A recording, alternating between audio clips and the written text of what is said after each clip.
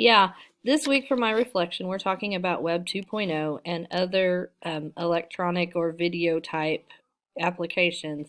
And in my opinion, I don't think that I would so much use a wiki in a classroom unless you were doing like a group project and where like somebody in one class or another class so that they could congregate as to what they would want to bring for their group project or what they needed to do to work on their group project.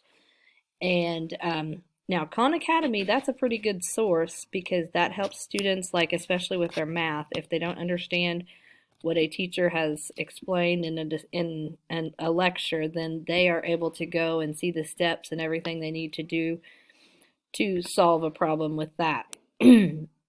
Now, like, I don't know that you so much need like Facebook or Instagram or social media like that, and I'm not sure about the social bookmarking.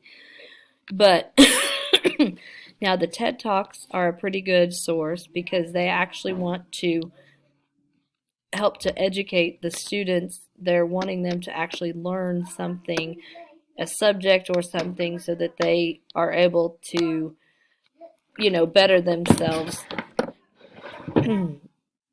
And like a blog, sometimes a blog is good because that way a teacher can keep up with the students. They can blog and, talk about, the teacher can say what has happened, and then the students can comment as to what they feel like benefited them or did not benefit them.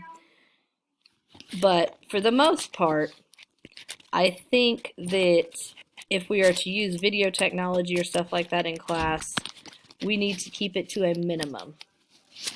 Because sometimes if you get too much, then that over stimulates some of the students.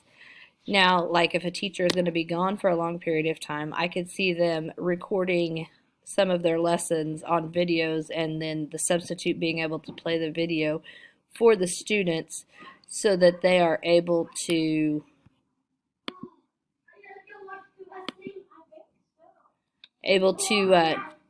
see what's going on and can see the information.